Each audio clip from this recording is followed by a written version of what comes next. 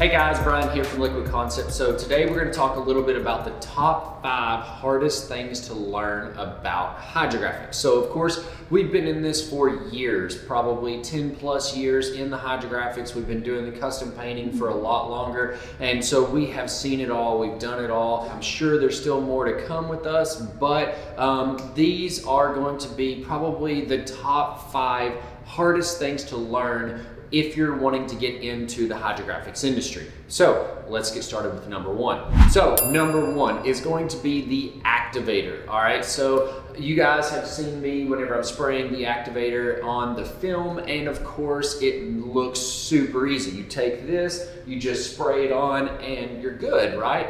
But not the case. Definitely takes years of practice, especially with painting and everything, to get it all dialed in correctly with the right height above the water, the speed across the water, everything like that. It's definitely going to be super critical for you to get the right activation on the film.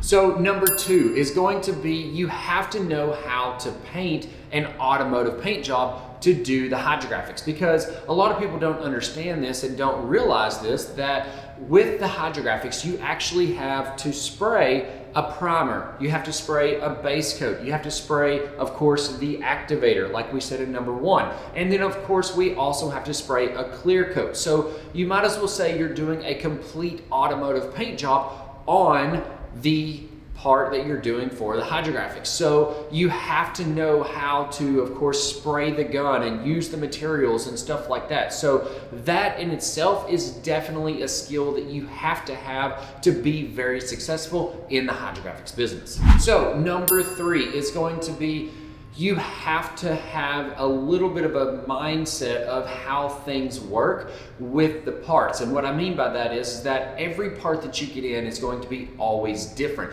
And so you have to have some type of mechanical mind to be able to see that this part goes down into the water and it might trap air on this little ridge right here, or something of that nature, or which angle do you go into the water to get the best dip, or to be able to get less amount of stretch. And so something like that, of course, definitely comes with time in doing it more and more and seeing how those results play out, but also having a good mindset about that and being able to see that possibly before you dip it is definitely going to be a really critical step in helping you with the hydrographics itself. So number 4 is, even though you can dip it, it doesn't always mean that you should dip it. A prime example of that is that we actually had a customer that had a Lamborghini and they wanted us to dip their hood. And so the problem was that the hood was like 48 inches wide. Now, again, our film only comes 40 inches, so we had to have a seam somewhere.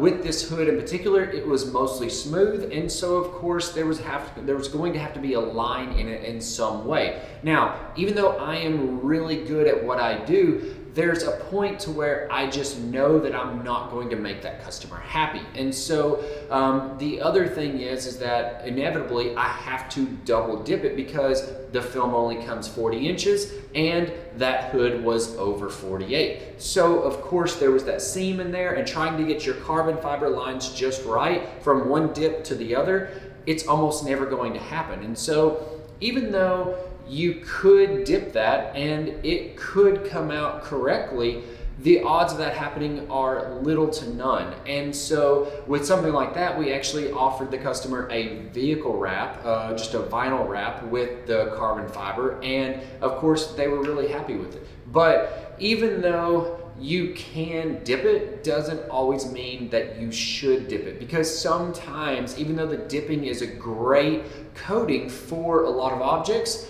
sometimes there are other coatings that are going to be a little bit better, maybe possibly work a little easier, things like that. So definitely keep that in the back of your mind, that dipping is great, it really is, but sometimes the dipping is not maybe the best coating for that situation. And of course, number 5, the last and definitely not the least one to remember is, it's not easy. I know we do a lot of these videos and it looks super easy. I take the part, I dip it in, and it is amazing. It comes out perfect.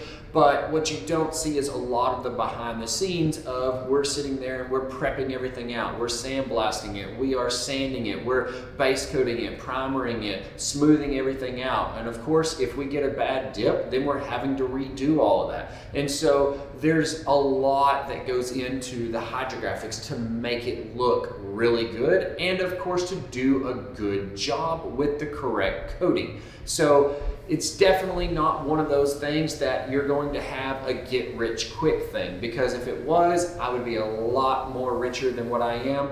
And trust me, I am not rich by any means, but I am very happy with the job that I do, and that's exactly what I want. And so definitely keep that in mind, is that it is not easy. Inevitably, just like they always say, if it's easy, everybody would be doing it. And so, of course, there's a reason why there's very few people that do this type of work, because it is not the easiest coating to do, but it is very, very satisfying to be able to see the parts that you do, and of course the customers that love the coatings that you perform. So hopefully this video has really helped you out. Of course, it's short, it's sweet, and hopefully you've gotten some good tips and tricks on the 5 hardest things that you need to know about hydrographics before you get into the business. Or maybe you're in the business and of course you're struggling with maybe those things right there. Hopefully this has really helped you out in being able to see what all goes into the hydrographics, the coatings, and everything like that. We've of course struggled with all 5 of those and even more, but of course we wanted to share that information with you, so that way hopefully you're able to get a little bit better grasp on this coating and be able to, of course, have a more successful dip, have a more successful coating, and a more successful business at the end of the day. Of course, if you have any questions or comments, definitely leave them below. We'd love to hear from you on anything hydrographics related, as well as let me know if there's possibly something that you think that I may have missed. And of course, if there was anything else that you feel like is harder than the top 5 that we just went over. Definitely love to hear from you on that. Also, if you haven't already, check out the website. It has everything that you need for your hydrographics needs, from tanks to training to film to products, everything like that. It's all on the website. I'm Bryan from Liquid Concepts, and this is how we customize your world. We'll see you guys next time.